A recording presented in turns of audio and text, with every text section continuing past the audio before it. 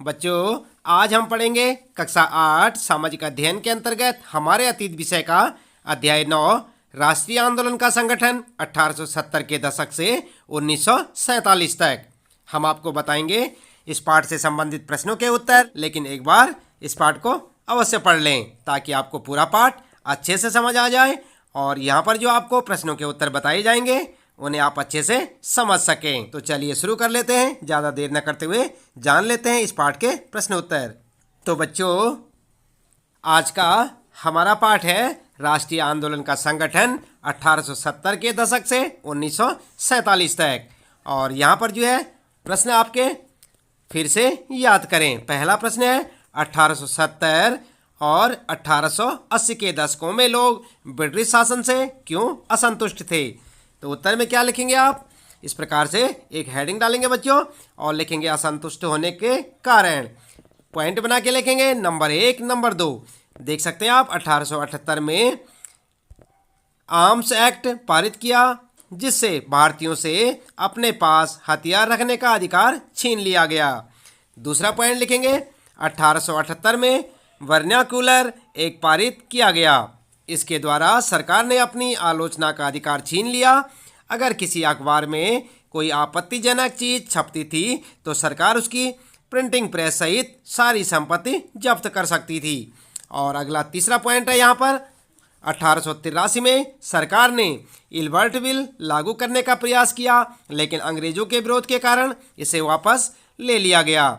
इस बिल के अनुसार भारतीय न्यायाधीश भी यूरोपीय नागरिकों के मुकदमों की सुनवाई कर सकते थे। ठीक है बच्चों, तो इस प्रकार से आप पॉइंट बनाकर लिखेंगे पहले प्रश्न का उत्तर। और इसके बाद देख लेते हैं यहाँ पर दूसरा प्रश्न। तो बच्चों, यहाँ पर ध्यान दें आप, दूसरे प्रश्न में पूछा गया है भारतीय राष्ट्रीय कांग्रेस किन लोगों के पक्ष में बोल रही थी। उत्तर में लिखेंगे, हेडिंग डालेंगे आप भारतीय राष्ट्रीय कांग्रेस। सबसे पहले आप हेडिंग डालेंगे, उसके बाद पॉइंटों में लिखेंगे बच्चों। जैसे कि यहाँ पर आप देख सकते हैं नंबर 1, कांग्रेस ने उस समय सरकार और शासन में भारतीयों को और अधिक जगह दिए जाने के लिए आवाज़ उठाई। दूसरा पॉइंट लिखेंगे, शासन व्यवस्था के भारतीयकरण की मांग नस्लवाद के खिलाफ चल रहे आंदोलन का एक भाग थी, क्योंकि उस समय तक अधिकांश महत्वपूर्ण नौकरियों पर गोरे काबिज थे। तीसरा पॉइंट लिखेंगे बच्चों, कांग्रेस ने न्यायपालिका को कार्यपालिका से अलग करने की मांग की। और चौथा पॉइंट लिखेंगे, आर्म्स एक्ट निरस्त करने तथा अभिव्यक्ति व बोलने की स्वतंत्रता लोगों को दिए जाने की मांग की। राष्ट्रीय आंदोलन का संगठन 1870 1947 में 149। ठीक है बच्चों, तो इस प्रकार से ये जो यहाँ पर पॉइंट बना के आप इस प्रश्न का उत्तर लिख सकते हैं। और इसके बाद अगला प्रश्न है बच्चों, तीसरा प्रश्न आपके लिए, पहले विश्व युद्ध से भारत पर कौन से आर्थिक असर पड़े। उत्तर में लिखेंगे भारत पर प्रभाव, और यहाँ पर जो है हेडिंग डालेंगे, पॉइंटों में लिखेंगे फिर से, इस युद्ध के कारण ब्रिटिश भारत सरकार के व्यय में भारी बढ़ोतरी हुई थी। इस खर्चे को पूरा करने के लिए सरकार ने निजी आय और व्यावसायिक लाभ पर कर बढ़ा दिया था। दूसरा पॉइंट लिखेंगे, सैनिक व्यय में बढ़ोतरी तथा युद्ध सामग्री की आपूर्ति के कारण जरूरी चीज़ों की कीमतों में भारी उछाल आया और आम लोगों का जीवन मुश्किल हो गया। इसके बाद अगला पॉइंट लिखेंगे, इस युद्ध ने औद्योगिकीकरण वस्तुओं जैसे जूट के बोरे, कपड़े, रेल की पटरियां आदि की मांग बढ़ा दी। इन दिनों अन्य देशों में भारत आने वाले आयात में कमी आई थी, जिस कारण भारतीय उद्योगों का विस्तार हुआ। ठीक है बच्चों, तो इस प्रकार से तीसरे प्रश्न का उत्तर आप लिख सकते हैं। और इसके बाद बात करते हैं, चौथा प्रश्न है आपके लिए। और चौथे प्रश्न में कहा है 1940 के मुस्लिम लीग के प्रस्ताव में क्या मांग की गई थी। उत्तर में लिखेंगे 1940 में मुस्लिम लीग की मांग। 1940 के मुस्लिम लीग के प्रस्ताव में देश के उत्तर पश्चिमी और पूर्वी भागों में मुस्लिमों के लिए स्वतंत्र राज्यों की मांग की गई। इस प्रस्ताव में विभाजन या पाकिस्तान का जिक्र नहीं था। ठीक है बच्चों, तो इस प्रकार से आप अपना उत्तर लिख सकते हैं। यानी कि ये है आपका चौथा प्रश्न और उसका उत्तर। ध्यान रखें बच्चों, यहाँ पर ये जो है इसको आप हेडिंग में लिखेंगे। इतना आप जो है इसको हेडिंग बनाएं, 1940 में मुस्लिम लीग की मांग, और फिर यहाँ से लिखना शुरू करें। इसके बाद अगले प्रश्न है आइए विचार करें से। ध्यान दें आप। और पांचवा प्रश्न है यहाँ पर, मध्य मार्गी कौन थे? वे ब्रिटिश शासन के खिलाफ किस तरह का संघर्ष करना चाहते थे? उत्तर में लिखेंगे मध्य मार्गी, हेडिंग डालेंगे, उसके बाद लिखेंगे पॉइंट बनाकर। नंबर 1, कांग्रेस के प्रारंभिक नेता मध्य मार्गी थे। इन नेताओं में प्रमुख थे दादा भाई नौरोजी, सुरेंद्र नाथ बनर्जी, गोपाल कृष्ण गोखले आदि। इसके बाद संघर्ष का तरीका इनका क्या था? तो हेडिंग डालेंगे और लिखेंगे संघर्ष का तरीका, पॉइंट में लिखेंगे इन नेताओं को विश्वास था कि अंग्रेज पढ़े लिखे सभ्य हैं, वे भारतीयों के दुख दर्द को समझेंगे तथा उन्हें दूर करेंगे। अगला है दूसरा पॉइंट बच्चों, ये नेता प्रार्थना पत्रों, अपीलों, याचिकाओं के द्वारा अपनी बात अंग्रेजों तक पहुंचाने तथा मनवाने में विश्वास रखते थे। तीसरा पॉइंट लिखेंगे ये नेता सरकार के अत्याचारों, गलत नीतियों, दुष्प्रभावों से जनता को अवगत कराना चाहते थे। ठीक है, तो इस प्रकार से आप जो अपने पांचवें प्रश्न का उत्तर लिख सकते हैं। बात करते हैं बच्चों यहाँ पर छठा प्रश्न है आपके लिए, और इसमें पूछा है कि कांग्रेस में आमूल परिवर्तनवादी की राजनीति मध्य मार्गी की राजनीति से किस तरह भिन्न थी? उत्तर में क्या लिखेंगे आप? उत्तर लिखेंगे अंतर यानी कि जो भिन्न था इनमें आपस में क्या भिन्नता थी, या लिख सकते हैं आप अंतर में लिख सकते हैं। दोनों में अंतर बताना है, पॉइंट बना के लिखेंगे। नरमपंथी संघर्ष में शांतिपूर्ण तरीकों को प्रयोग करना चाहते थे, जबकि गर्मपंथी उग्र एवं क्रांतिकारी तरीका अपनाना चाहते थे। दूसरा पॉइंट लिखेंगे बच्चों, नरमपंथी यह मानते थे कि सरकार उनकी न्याय संगत मांगों को मान लेगी, जबकि गर्मपंथी सोचते थे कि बिना किसी दबाव अंग्रेज उनकी मांग नहीं मानेंगे। तीसरा पॉइंट लिखेंगे, नरमपंथी प्रार्थनाओं, अपीलों और याचिकाओं में विश्वास करते थे, जबकि गर्मपंथी उनके इस तरीके के विरोधी थे। तो यहाँ पर जैसे बच्चों आप देख सकते हैं, हेडिंग में आप लिखेंगे अंतर, और दोनों का अंतर है नहीं, ये गर्मपंथी और नरमपंथी। ठीक है, तो इस प्रकार से आप यहाँ पर जो है उत्तर लिख सकते हैं। बात करते हैं यहाँ पर सातवां प्रश्न है बच्चों, और सातवें प्रश्न में पूछा है चर्चा करें कि भारत के विभिन्न भागों में असहयोग आंदोलन ने किस किस तरह के रूप ग्रहण किए, लोग गांधी जी के बारे में क्या समझते थे? उत्तर में लिखेंगे आप, सबसे पहले हेडिंग डालेंगे असहयोग आंदोलन के कारण, और नंबर 1 लिखेंगे खेड़ा यानी गुजरात में पाटीदार किसानों ने अंग्रेजों द्वारा थोप दिए गए भारी लगान के खिलाफ अहिंसक आंदोलन किया। दूसरा पॉइंट लिखेंगे बच्चों, तटीय आंध्र प्रदेश, तमिलनाडु के भीतरी भागों में शराब की दुकानों की घेराबंदी की गई। तीसरा पॉइंट लिखेंगे, आंध्र प्रदेश के गुंटूर जिले में आदिवासी और गरीब किसानों का विरोध औपनिवेशिक सरकार के वन संसाधनों पर उनके अधिकारों को बहुत सीमित करने के लिए था। और अगला पॉइंट लिखेंगे चौथा, पंजाब में सिखों के अकाली आंदोलन अपने गुरुद्वारों के पृष्ठ महंतों को हटाने के लिए था। और पांचवा पॉइंट लिखेंगे, असम में चाय बागान मजदूरों ने अपनी तनख्वाह में बढ़ोतरी के लिए आंदोलन चलाया। छठा पॉइंट लिखेंगे बच्चों, लोग गांधी जी को एक तरह का मसीहा, एक ऐसा व्यक्ति मानते थे जो उन्हें मुसीबतों और गरीबी से छुटकारा दिला सकता है। ठीक है बच्चों, तो इस प्रकार से आप ध्यान दें, सातवां प्रश्न ही आपका, और इसका उत्तर आप हेडिंग डाल के असहयोग आंदोलन के कारण लिख के और पॉइंटों में इस प्रकार से लिख सकते हैं। इसके बाद बच्चों बात करते हैं यहाँ पर आठवां प्रश्न आपके लिए। इसमें पूछा है गांधी जी के नमक कानून तोड़ने का फैसला क्यों लिया? जो गांधी जी थे इन्होंने नमक कानून तोड़ने का फैसला क्यों लिया?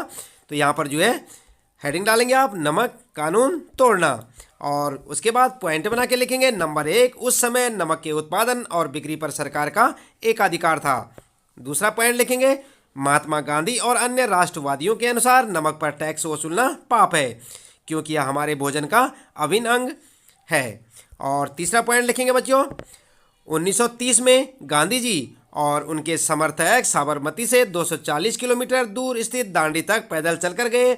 वहां तट पर बिखरा नमक इकट्ठा करके सार्वजनिक रूप से नमक कानून का उल्लंघन किया। तो ध्यान दें आप बच्चों, यहाँ पर जो है आपके लिए तीसरा पॉइंट यहाँ से शुरू होता है। ध्यान दें आप, ये दूसरा पॉइंट है आपका, यहाँ से तीसरा पॉइंट शुरू हो जाएगा। 1930 में गांधी जी और उनके समर्थक साबरमती से 240 किलोमीटर दूर स्थित दांडी तक पैदल चलकर गए। वहां तट पर बिखरा नमक इकट्ठा करके सार्वजनिक रूप से नमक का कानून या नमक कानून का उल्लंघन किया गया। ठीक है बच्चों, ये किस प्रश्न का उत्तर है? 8वें प्रश्न का। इसके बाद अगला प्रश्न देखते हैं। यहाँ पर 9वां प्रश्न है आपके लिए, आप देख सकते हैं पाठ्य पुस्तक के अंत में, और 9वें प्रश्न में पूछा है 1937 से 1947 की उन घटनाओं पर चर्चा करें जिनके फलस्वरूप पाकिस्तान का जन्म हुआ। उत्तर लिख सकते हैं आप, पाकिस्तान का जन्म।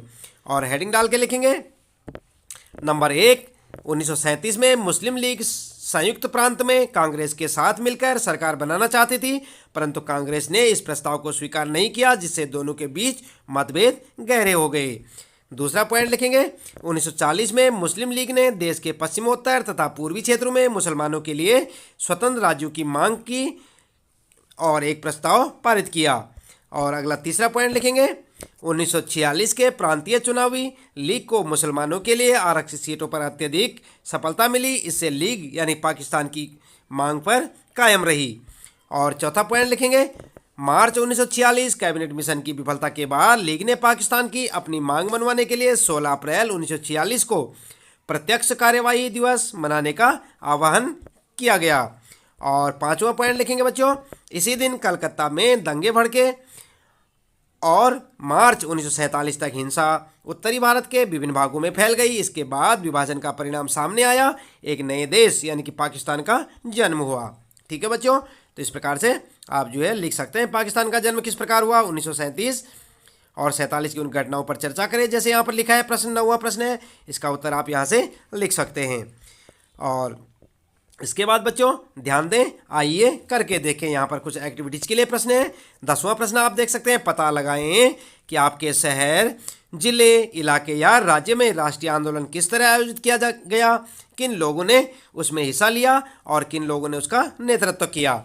आपके इलाके में आंदोलन को कौन सी सफलताएं मिली। तो इसका उत्तर आप स्वयं से लिखेंगे बच्चों, क्योंकि ये एक्टिविटी से संबंधित प्रश्न है और आप अपने इलाके के बारे में जानकारी यहाँ पर दे सकते हैं। तो इसके साथ ही बच्चों अगला प्रश्न देख लेते हैं यहाँ पर, 11वां प्रश्न यहाँ पर।